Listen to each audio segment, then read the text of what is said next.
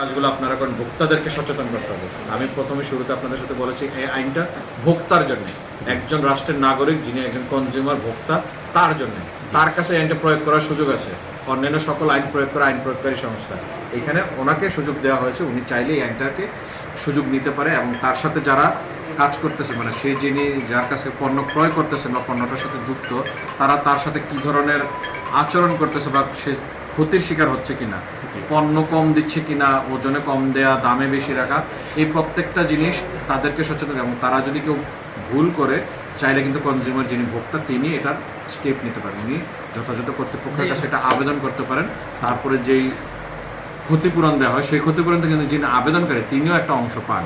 তা আপনাদের কাছে প্রত্যাশা থাকবে আপনারা জনগণকে উদ্বুদ্ধ করুন। জি জি, অনেকেই জিনিসগুলো দেখে অনেকে বলে না যে ছোট্ট একটা ঝামেলা কেন যাবে, কিন্তু একজন দুইজন পাঁচজন যদি করে ভবিষ্যতে আর এই ঘটনাটা ঘটবে না।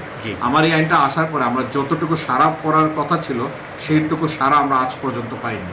পাবলিক কখনোই এতগুলো আবেদন করে না, আমরা ভেবেছিলাম হয়তো এত আবেদনের চোটে মানুষ অস্থির হয়ে যাবে, কিন্তু আমাদের পাবলিক আসলে মনে হয় যে খুবই সহনশীল মানুষ, আমরা কাজগুলো করি না। তা আপনাদের কাছে প্রত্যাশা থাকবে জনগণকে ওই জায়গাটাতে নিয়ে যাবেন যেন এই অন্যায়টার বিরুদ্ধে কথা বলে এবং যথাযথ কর্তৃপক্ষের নিকট আবেদন করেন। তো ধন্যবাদ আপনাদেরকে এখানে আসার জন্য এবং ভবিষ্যতে আপনাদের আরো কার্যক্রম